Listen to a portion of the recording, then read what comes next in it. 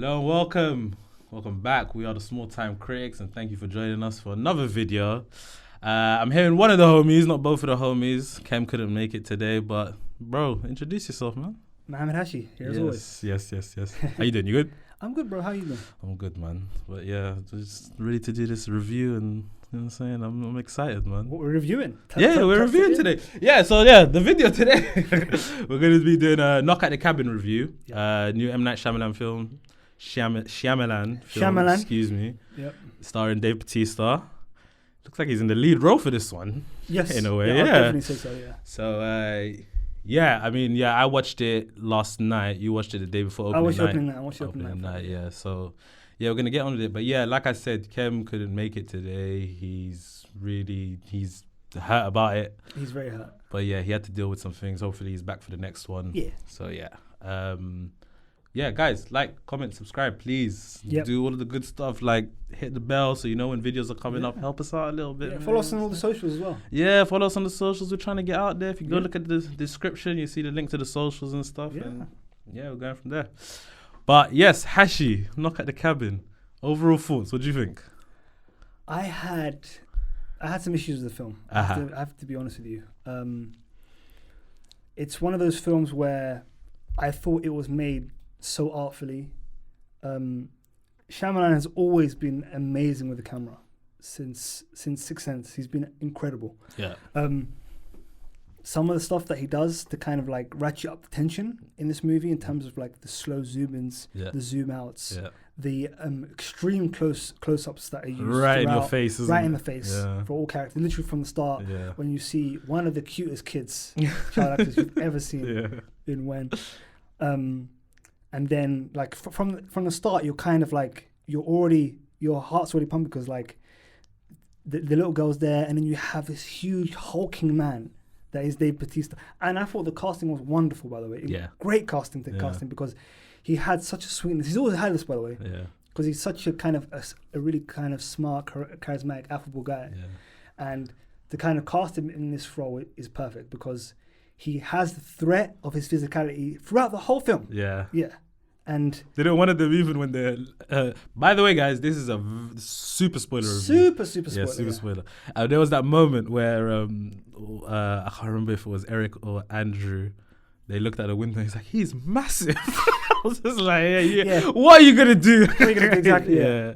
But yeah, no, carry on, sorry. But the thing is, I thought the fact that the horror elements weren't kind of used to their kind of full fruition because we kept on looking away. That could have been from the age rating of the movie because we spoke about this before.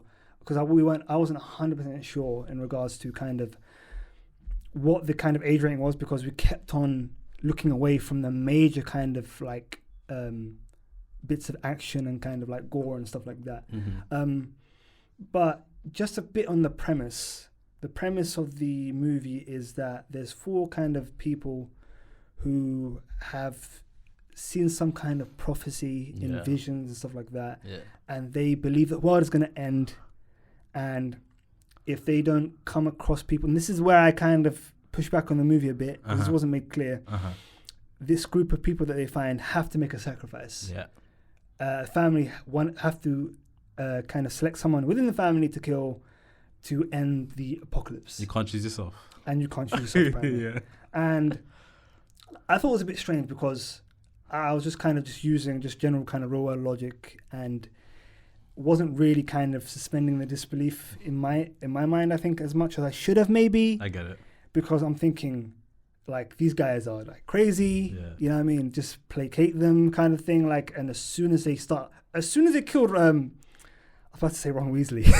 It's Ron Weasley. Rupert Grint. Who I thought did pretty well in this role, by the way, because I haven't seen him in a lot since Harry Potter. Yeah. I thought his kind of accent work was very good in this. And him being the kind of like, just being the weird guy. And also his connection to one of the characters in the movie, I was kind of interested to see where that would go when I eventually found that out. Yeah. And in the end, it didn't really go anywhere. Yeah. And I thought that was a bit strange because I thought that would have been interesting to see where that went. Yeah. Because we set that up, and it would have been good to have a payoff. Once you realize I think the good thing to talk about first, I think, is the whole kind of siege on the cabin at the very start. Yeah. When obviously Bautista has his kind of little kind of scene with the young child, and then she gets to the cabin, and then she kind of tells her parents. So I want to understand something. Yeah. Go ahead.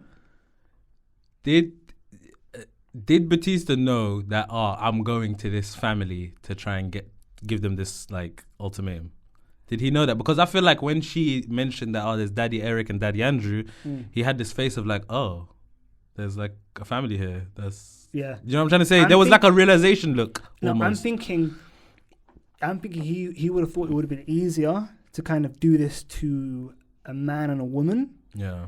And in the end, that the family would then choose the patriarch to kill, instead of the woman, kind of thing. And he thought it'd be way more difficult to kill for two men to kind of choose between themselves. But surely they were in the visions, right? That's what I thought. And again, the kind of story logic falls apart a lot. And this is one of the reasons why I agree. You know what I mean? This movie didn't kind of 100% click with me. Yeah. But again, I totally believe the fact that he didn't have any prejudice in his heart. I didn't think it was anything to do with that. I didn't think so either. I mean, maybe apart from O'Bannon, who was Rupert Grint character, he was clearly he clearly had some homophobe. kind of prejudice. Yeah, and Andrew was holding on to that homophobe thing for quite a while during that movie, isn't it? But so this goes into the kind of whole all the acting. I thought all the performances were really good, by the way. They were stellar. I thought everyone was fantastic. Yes, I agree. The Andrew character was fantastic in terms of his kind of angst and his kind of the anger that he has for the world because of all the prejudice that he feels he's felt like since day one for him.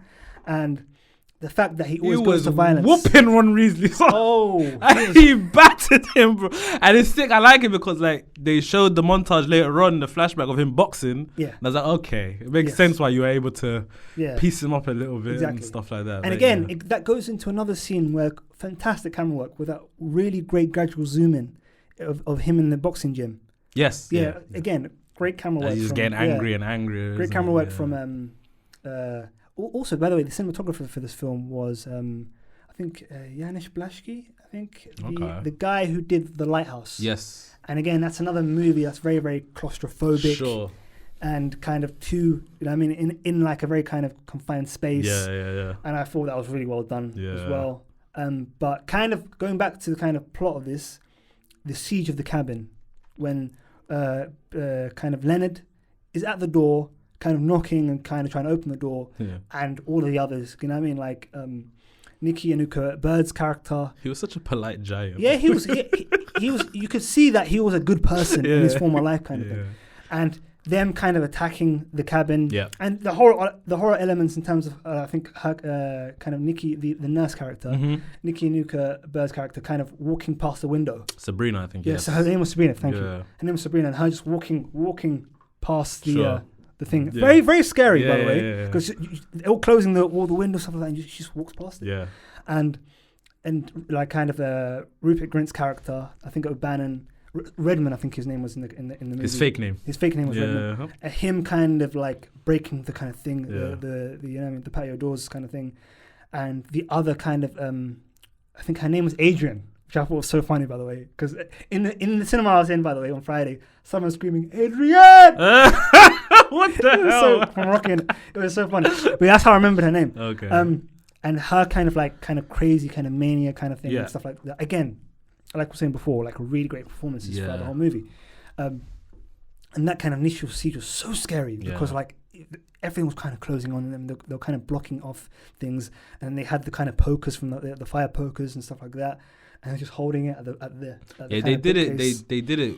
They did that very well in a way where you would like want to ask yourself, what would I do in this situation, kind of thing. Exactly. And I just kept on thinking, what the hell would I have done in this situation? First of all, I ain't leaving if I have a gun, I'm not leaving it in the back of the truck. Yeah. In a cabin like that with nothing around and whatnot. Like, even if it's not other humans that are coming to it, there's bears and things like that. Like, I need do you know what I'm trying to say? Just to be a little bit protected. But exactly. Yeah. What did you think? I didn't hate this movie. I think I liked it. I quite liked it, and I thought the best thing out of this movie was the performances. Yeah. especially Dave Bautista. Like, I think we had this discussions a few weeks about those wrestlers turned actors and things like that. Yeah. Bro, he is it's him, and then there's every other wrestler. There's a huge drop off. There is then it's Batista, huge drop off. Then John Cena. I think John Cena's Cena's a really good comedic actor. Yeah, me too. And then somewhere down the bottom. Yeah, who is it? Who's down there? Dwayne The Rock Johnson. Oh so my I'm sorry, God. I'm sorry, guys. I'm sorry.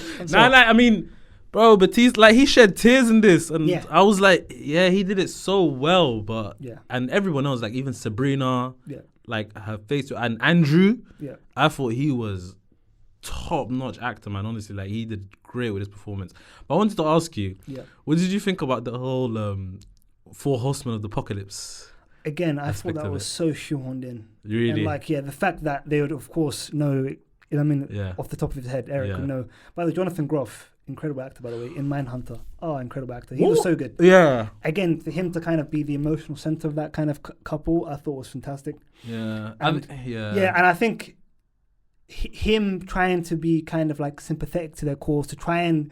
because he was thinking this can't be a coincidence. Yes, he was thinking it can't be a coincidence. Yeah. And he's one of those people like who, again, thought it was really kind of good foreshadowing, I think, when they were at the adoption place in China, when I think Andrew said, oh, you can pray if you want to, I won't judge you, kind of thing. And him having a religious kind of background juxtaposed to kind of his kind of relationship status and stuff like that, I thought was very interesting. Yeah. And again, it's funny. Wait, who was it that said you can pray, I don't mind? Andrew said that to Eric.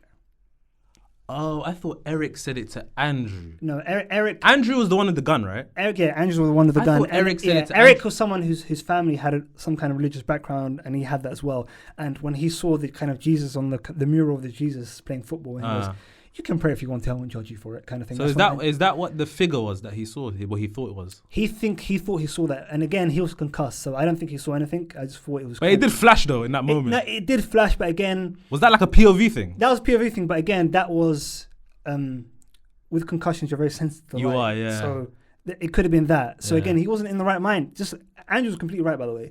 He wasn't in the right mind, stuff like that. I thought. Sorry to cut you off. I thought Eric said, "Yo, pray if you want to," and then I found it interesting that he was the one in the end who believed the Four Horsemen of the Apocalypse thing, but it's the opposite. It's the opposite. Okay, all right. So again, it was just very. It does make sense, you know, about the Four Horsemen of the Apocalypse, because he's a religious person. I guess so, or had a religious past, but it just fell down in terms of like the whole kind of this end of the world, then putting on the TV, and it was always some kind of different news thing as well, by the way. I don't know if you noticed that. It wasn't like one time it was BBC, one time it was some fictional ATK news kind of thing. One of them was pre-recorded.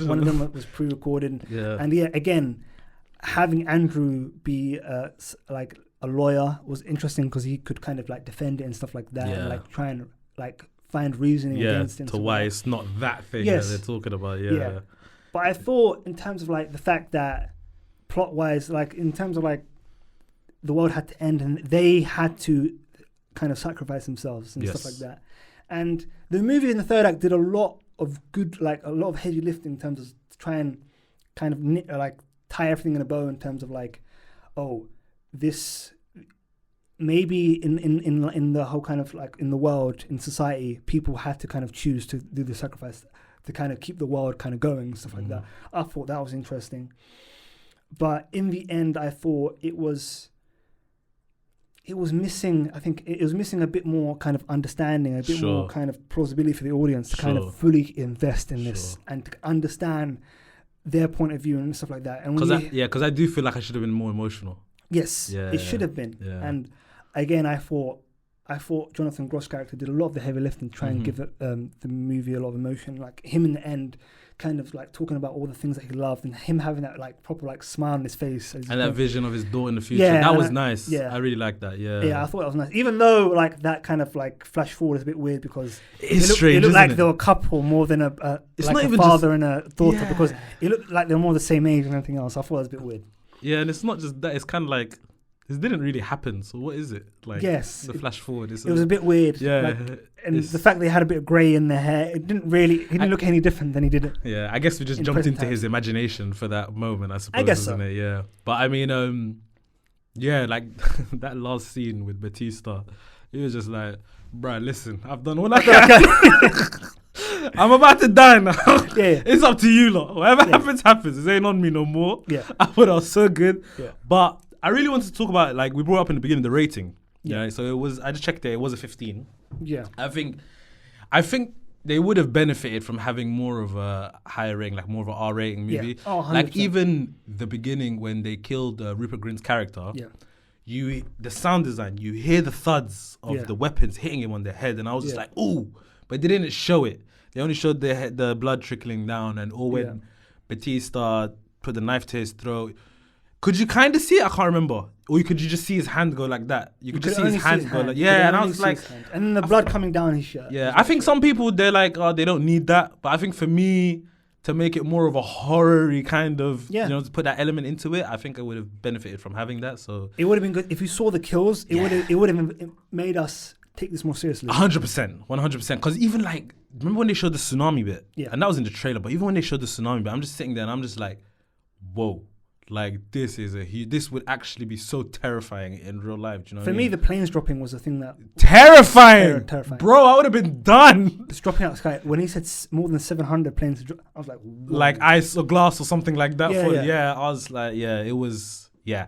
Like, it had so much potential. And I don't think it didn't live up to it. I just think that they could have executed certain things better, like you said, and... like certain bits of dialogue and things like that. I just think that I just think this, for me, if we're going to ratings towards the end, but I think for me, M. Night is like a really good visual storyteller, and I think all of his movies are so well made. Sure, he has such a good relationship with the cinematographer. Sure, and he normally has such a kind of keen eye to kind of story and stuff like that.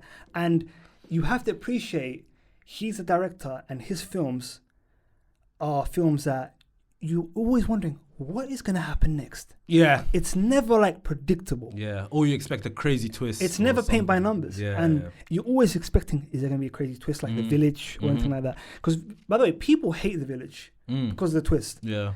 On the rewatch, knowing what's going to happen, it's totally a much better film. It's always the endings people have problems with his movies. It's such a good film. Like, for me, I think one of his best films are The Signs with Mel Gibson. Yeah. Before we didn't like Mel Gibson kind of thing. I thought that was such a fantastic movie. It was like a crazy Zooey Deschanel kind of performance, and Joaquin Phoenix as well, and stuff like that. Again, I think all of his films, you can find really great things in all of them. Yeah. Like, he's not a bad filmmaker, he's a great filmmaker. His kind of trilogy of films, Unbreakable, Split, and Glass, fantastic. He's just so good.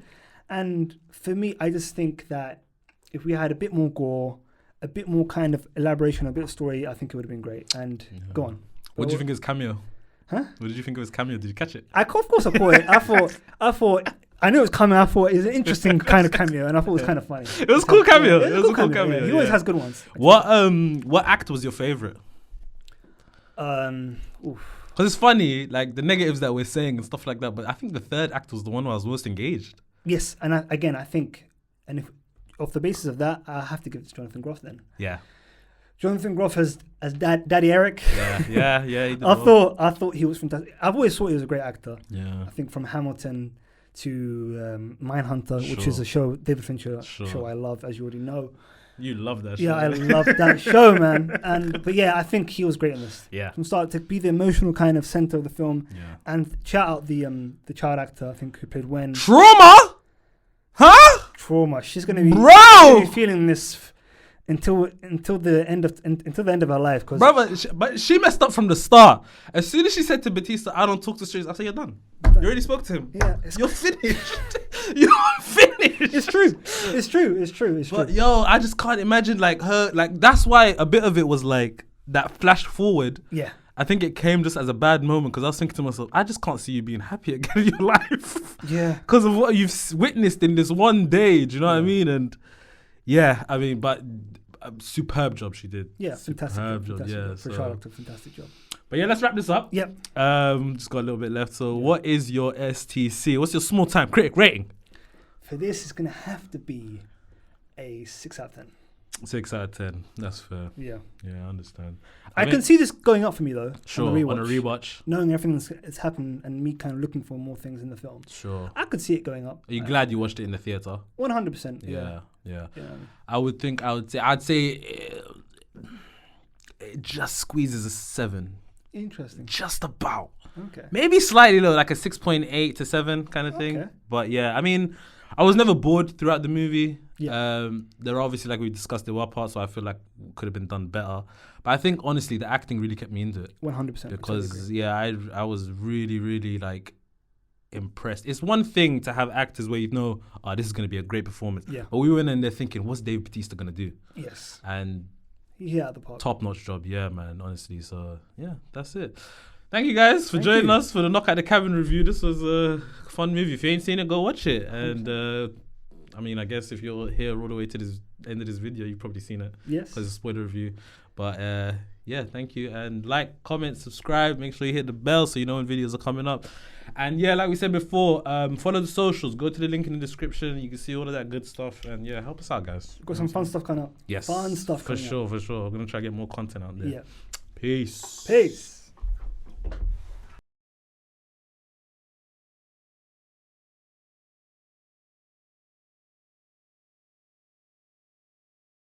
Hey guys, welcome, Small Time Critics, and we're here with a TV catch-up review. We need to come up with a name for this segment. We definitely do. Yeah, Definitely. TV catch-up ain't really, you know what I'm saying? Let's get some ideas on some ideas from the comments section. Yeah, if you guys want to let give us us, know, man. Yeah, for sure. But yeah, guys, make sure you like, comment, subscribe, and it will really, really help us out. And press the bell so you know when the videos are coming up next. And follow the socials. In this episode for TV review, we're going to be reviewing the first 3 episodes of The Last of Us, and the first 5 episodes of Poker Face. Yes. So I think we'll start with Last of Us. Yes. All right. So I'm gonna go to you, Hash. What did you think of the first 3 episodes of The Last of Us? I thought overall they were fantastic. Spoiler review. Spoilers. Yes. Spoilers. Yes. Spoilers. Yeah. I thought that Craig Mazin, Neil Druckmann, the creator of the Last of Us game, and Craig Mazin, wonderful podcast by the way, Script Notes, another great podcast to listen to, and the screenwriter, prolific screenwriter and maker of Chernobyl, another great TV show on HBO. They've already got me hooked. They've already got like, I think the ratings. I don't know if you've seen the ratings. I'm so in. It's such a fantastic show. I'm in. Such an amazing show. Such heart in the show. Yeah. I think it's so believable, the relationships thus far. I think they've casted this perfectly. I think having Pedro Pascal and Bella Ramsey, fantastic. I wasn't sure about Bella Ramsey at the beginning, but then I rewatched Game of Thrones a while back. Yeah. And I think she's Lady Mormont, I think, in that. Yeah, she's great. She was fantastic in that. She's great, yeah. She's fantastic in that, and she's so good in this. Yeah. And we haven't seen their relationship foster yet, like them connect fully yet. Yeah. And it's kind of interesting to see their kind of back and forths and stuff like that. And her kind of just basically kind of like taking a mick out of him. She's just a little shit, isn't she? She's such a little shit. It's just so good. But so is he, in a way, but like he's been like, I don't know what the word, like hardened in a way because of what happened in the first episode. Because you have to imagine, like, from the first episode when you see their, like, his life before the pandemic. Yeah. And the fact that he's someone who's already lost his, I presume he's already lost his wife. Yeah, we don't know what happened with that dude. They never really said, innit? They never really said. Yeah. And I haven't, just another kind of disclaimer, I've never actually played the game. Same, never played it. And the reason why I haven't played the game is because I'm scared of monsters and do not like horror. And you're the same. And I'm not gonna lie to you, I'll play the game though. I will play the game now. I'll watch the show. But like these kind of cauliflower monsters are very, very scary. I'm not gonna lie. You know, there's actually mushrooms that look like them. You know. Yeah, I know. And the fact that I've done a lot of research, I think, after the first episode, and the fact that this is something that happens. I was 100% paranoid. Are you crazy? Are you crazy?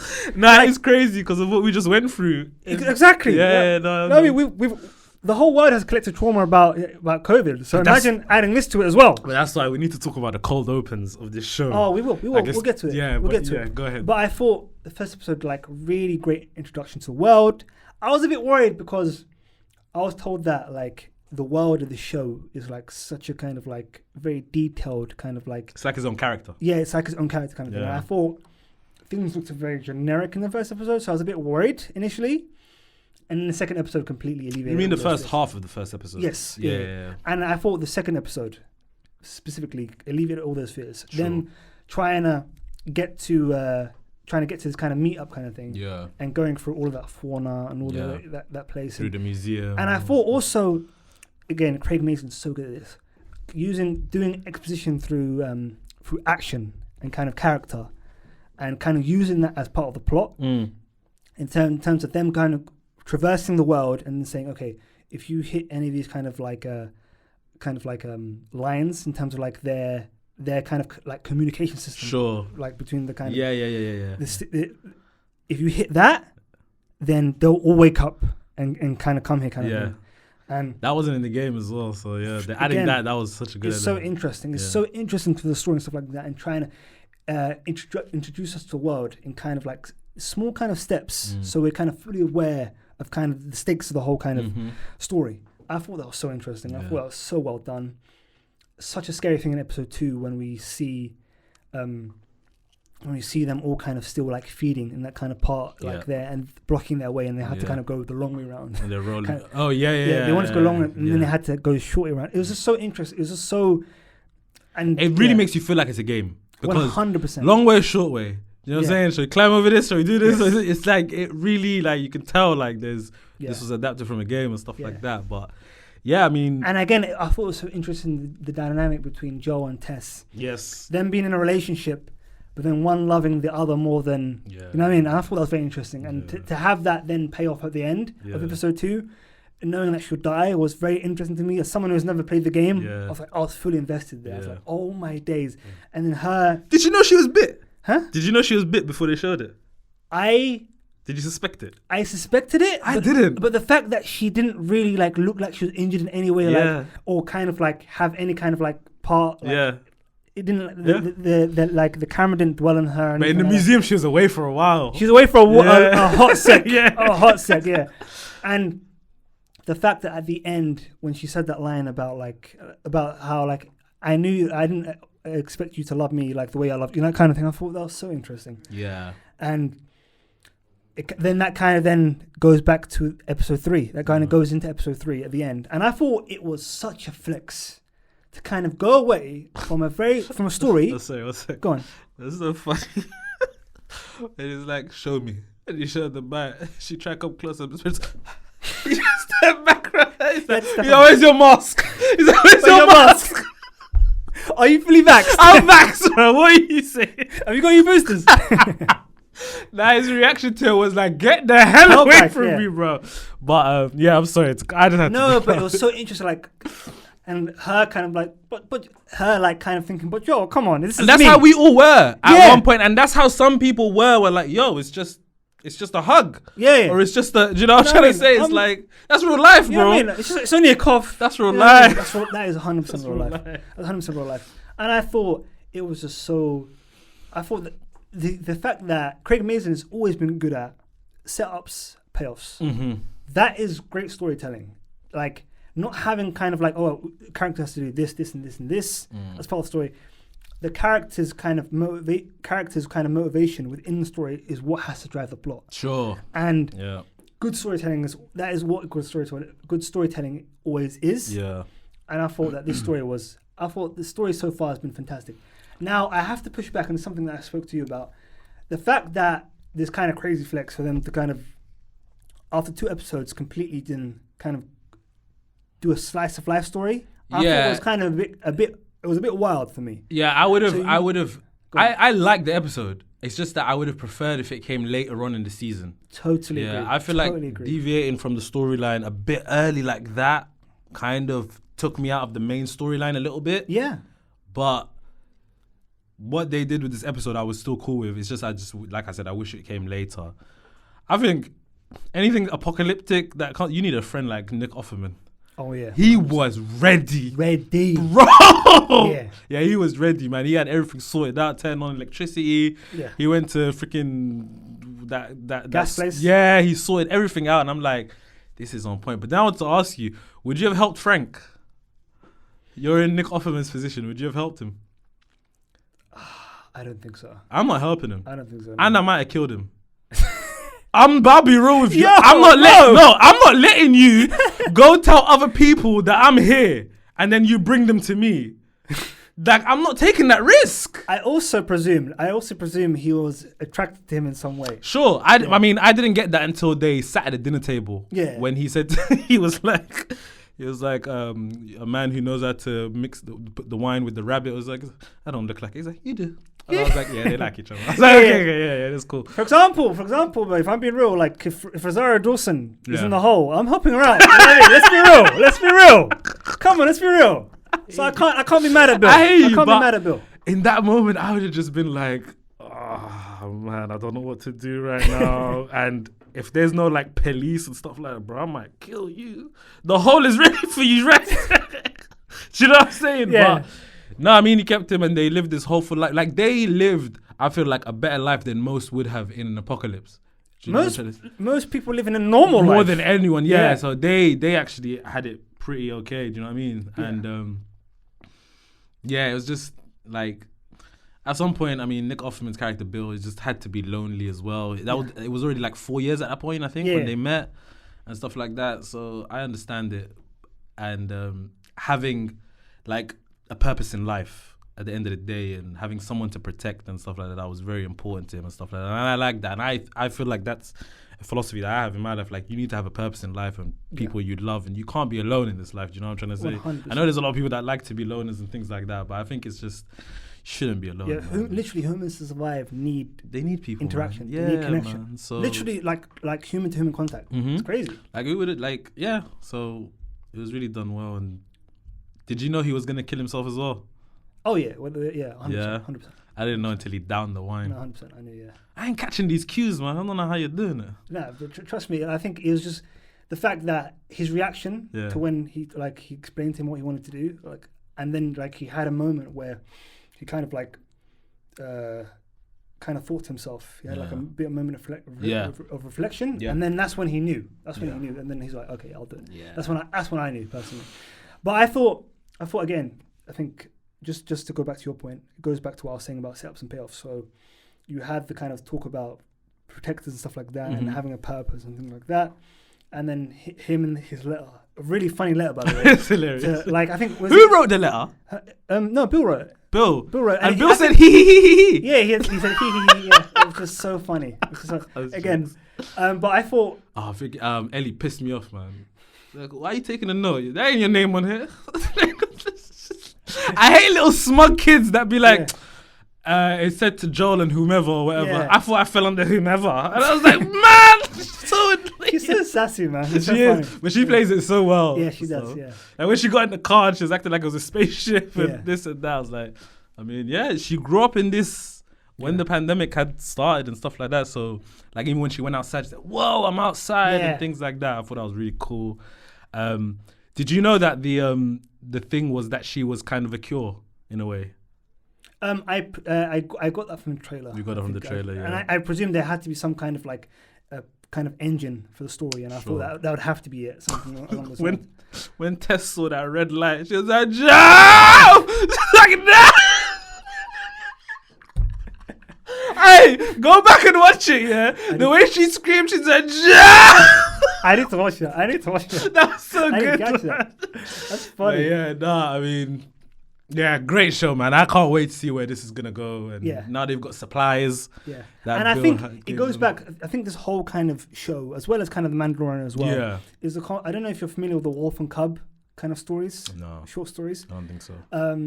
Where it's kind of like a warrior kind of goes through the lands and has to kind of protect a young child kind of thing. Okay, There's a lot of those kind of stories prevalent now, stuff like that. Obi-Wan Kenobi, that TV show was meant to be that, but then obviously the Mandalorian happened, kind of thing, which we will be reviewing, by the way, very soon. It's coming out in March, so we'll be reviewing that. But I think Will's character basically talking about being a protector. Whose character? Bill. So yeah. As a character talking about kind of being a protector, having a purpose in life and stuff like that, and then him mentioning Tess, and then Ellie having the kind of wherewithal to not mention that because she doesn't want to hurt, and him taking the letter away, and him being kind of like a wounded kind of warrior, not wanting to kind of show emotion in front of her, saying like he probably hasn't cried since Sarah died. Yeah, I would imagine. Yeah, so, he probably hasn't even cried crazy, since. Yeah. So it'll be interesting to see Joel show emotion, because I think Pedro Pascal, him and his actors, he's one of his kind of like his superpowers is the fact that he's such an actor that can emote so well, and he's so charismatic and stuff like that, and does so much with his eyes. So I'm looking forward to seeing the next 6 episodes. Yeah, me too. What he does. Me too. And I thought overall these 3 episodes have been fantastic. I cannot wait to see what else they do. Yeah, it's so good. I'm looking forward to it so much. Can't wait for tomorrow to watch the next episode. Yeah, and I need to find her name, but do you know her name? She passed away. She voiced someone in the game. I want to say Tess. Yeah. And she passed her name, but I need to get her name. I mean... What's interesting, the voice actor that plays Joel in the game is going to be in this TV show as well. So I'm looking forward to seeing his performance in this as well. Oh, really? Yeah, he will be in it. Oh, that's interesting. Annie Wershing. Oh, okay. Yeah, so rest in peace to her. But I mean, great show. I don't think there's much more to say about that. Can't wait. So yeah, let's move on to Poker Face. Yes. Oh, can I start? Go ahead, please. This is my shit. This is my shit. I love this show. Natasha Lyonne. Fantastic. I'm saying that's all I gotta say. But yeah, man, I really enjoy the show. Like this like weekly, like kind of like Columbo style. Yeah, show, it's kind of like the villain of the mystery of the week kind of thing. While there's also the main story is kind of happening in the background in a way. Yeah. Not as much in these first 5 episodes, but it is there, and we know the threat is there and stuff like that. Yeah. And the cast for each episode. Incredible cast. I think it was perfect having Adrian Brody for the first episode. Yeah, because you need perfect. You need a safe hands to kind of like guide you in to this wonderful show. Yep. And that first episode was great, and obviously like Natasha Lyonne and Dasha Polanco's character reuniting after Orange is the New Black. Yes, they might have done something else in between, but I know they were there in Orange is the New Black together. And she's an incredible actor, by the way. Yeah, she is, and it's just Dasha Polanco. The way Natasha Lyonne's character Charlie figures these things out and stuff like that. And so what she has isn't a power, yeah? It's just that she's reading body language, really, isn't it? I think we have to suspend our disbelief a bit. I think it's just a gift that she has. Yeah, I think she's just good at telling. I think so. I think that's how we have to understand it. And I think the fact that she doesn't know the reason why people lie, she just knows if someone's lying, just because something's off, kind of thing. And they make it purpose for her to say bullshit every time, so that we also know, oh, that was a lie too. Yes. Okay, cool. And I like that aspect of it. Like, we're following it with her. Yes. There's no bits where we're like, oh, like, yeah, we're going with her at the same time and stuff like that. So what do you think, Mo, about the kind of the way this kind of show is set up, where we see the crime happen at the very start? Love it. You see exactly how it goes about. We know exactly who did it. Love it. And then the rest of the show, we have to see through figure out through Charlie's eyes why this happened. Yeah. So cool. Bro, like, even like, I know we just finished the Last of Us review, but like cold opens in those 2 shows, this one and Poker Face, I've just been, this top notch stuff for me, man. Yeah. Seeing it done in the beginning and then trying to figure it out later, I think it's great, honestly. Like, you start the episode thinking, okay, what are they doing here? What's going on? And then the suspension builds up. Like, especially for me, I think it was the 3rd episode. Yeah. Where the car mechanic guy. Yes. And the whole lottery ticket, and he just dashed old boy off the thing. Yeah.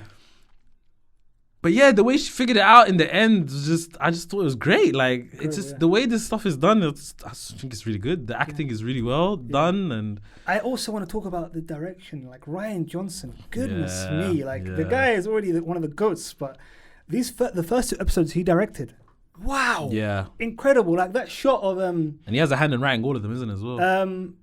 No, the second episode was written by someone else. I think there's a showrunner for the rest of the season, apart from the finale, which I think Ryan Johnson wrote the first episode and the finale, I believe. Sure. Correct me if I'm wrong, audience. But I The thought direction. the direction was incredible. Yeah. What he's doing with the camera, like Yeah. the foreshadowing, the Yeah. setups, the final shot of Adrian Brody Jumping off and dying. That was and crazy. Tracking him That was as he hits the crazy. ground. Incredible. Yeah, the camera jumped with Yes, him, innit? jumped with him. Incredible. That was really cool. It's so cool. Yeah. And like this whole, and I love how the Benjamin Bratt character, Yes. Cliff, Yeah. is going to be the through line throughout all the episodes. Yeah. From the initial kind He's of, great. I like him. From initial pilot. Yeah, he's been Yeah, fantastic. He's great, yeah. He was even good in Catwoman, which was a shockingly bad movie. He was. Yeah, but he was good in that. Wait, was he in that? He was in that. He was a love interest for Halle. Oh my god, Berry. it's been so long. It's been so long, That's crazy. and he looks good, by the way. Like, it doesn't seem like he's aged that He much. doesn't. Yeah, that's true. One thing I'm really pissed about though, man. After the 5th episode, I saw a preview. Oh no. Yeah, and I saw who the main antagonist is. No. I saw who's acting as him. By the way, I have a theory in my mind of who it is. I don't Yeah. want to say it. I don't Yeah. want to say it. Who do you think it is? I won't say anything. If it is, you're right or wrong. Who do you I think it's Ron Perlman. Okay. And I saw who it was, yeah. Yeah. And I was just like, man, why the hell did I couldn't stop it. Yeah. I just kept on watching the preview. It's my fault, obviously. Yeah. I shouldn't have done that, but it is what it is. But like, yeah, just going back to the casting, like every episode has just great casting and Like second great episode actors with in it, Hong man. Chow. Yeah. Incredible. Yeah. I loved it. She's Yeah, I love that episode. she always makes me uncomfortable when she's acting. As Lady True in Watchmen, Yeah. The Menu we watched recently, Yeah. and this she just- Tortilla. She was so good in The Menu, honestly. she was great in The Menu, yeah. Yeah. But What about Little Rel in episode 3 as well? that was I liked the episode. Harry. That was probably my least favorite out of all of them though. Interesting. Yeah, I Okay. just a few things. It was funny that he watched Okja and then he was just like, I ain't touching these animals no more. That was hilarious. Like the way he did it, he just dropped to his knees after watching the movie. It's like, nah. But So funny. yeah, I just Oh. in that episode I was just kind of like, the thing I like is that these guys aren't like these crazy smart murderers. They're just people that are kind of, some of them are just doing it off a whim. Yeah.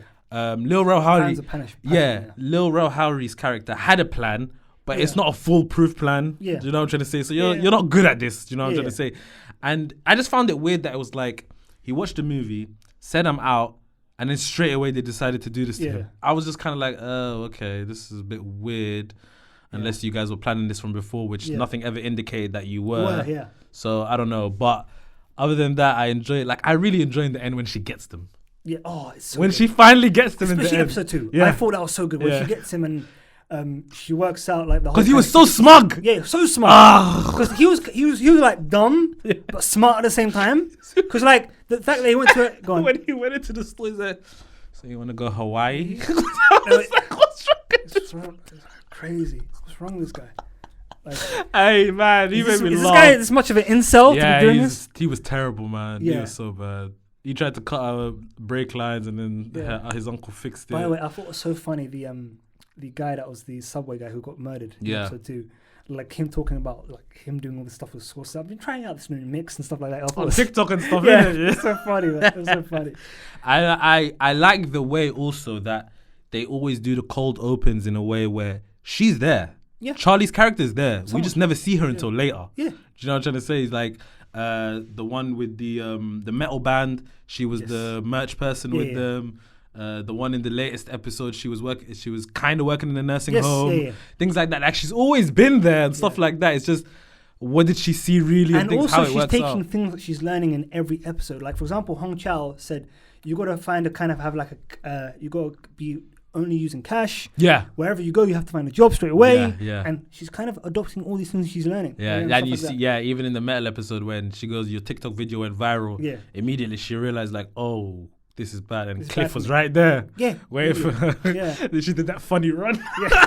That was hilarious. that. Exactly. But she's so good, man. I love Yeah. her, man. She's so charming. By and- the way, she's great in another show called Russian Doll. Okay. The first season was incredible.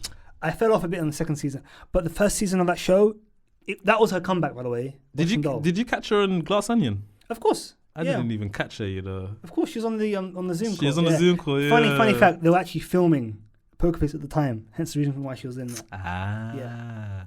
Totally unrelated. Did you know Joseph Gordon-Levitt's in Glass Onion? No, I didn't know. His voice is in it. Apparently, he's the person that says dong. That is so funny. and that was so funny because obviously Miles Bond, Ed Norton's character, says that he hired a famous composer. Yeah. Which is so funny. But yeah, that's totally unrelated. But no, Poker Face so far, man, it has gripped me. What do you think of like a I'm multiple? They had a 4-episode premiere. What do you think of that? Did you like that? I love that. I enjoyed it because I was just sinking episodes. Yeah, I loved it. Yeah, and I didn't binge it. I watched 2 in one sitting, and then I watched another 2.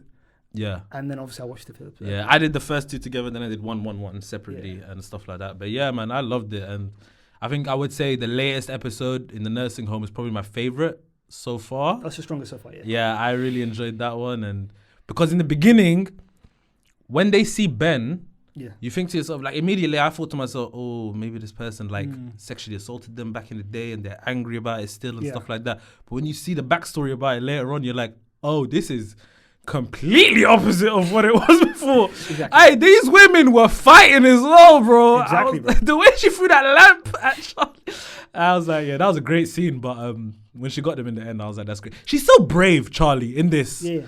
I'm like, you're actually asking them these direct questions about, like, in every episode and things like that. And I also started thinking about, so is this woman a good luck charm? Is she a bad luck charm? I think, like, in a way, she's a bad luck charm because these murders always happen there. Yeah. But she's a good luck charm in that she's always solving it. Yeah, but that's the conceit of the show, I guess. Yeah. And she's got such a moral kind of like, she's so moral, not morally superior, but she has such a moral compass where she's a good person. She feels that she has to kind of do it. Like, for example, like going back to episode 2. When she has a stopwatch in terms of when she used the ATM.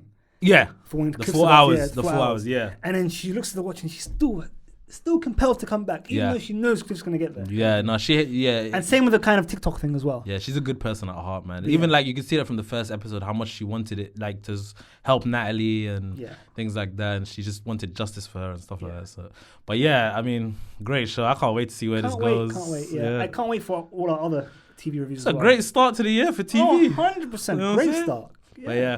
All right, guys, that's our TV catch-up review. We'll be back with the rest of The Last of Us review and Poker Face as well. And another show as well. One of Kemi's favourites. I think Carnival Row, was it? But yeah. Kem does want to... Yeah, he does want to do that. Yeah. So let's do that. So yeah, so there's going to be more coming up. Cool. So, but yeah, thanks for watching. Make sure you like, comment, subscribe, hit the bell so you know when the videos are coming up. Sorry, I had a... mess there. But yeah, thanks for joining, guys. Peace. Good stuff.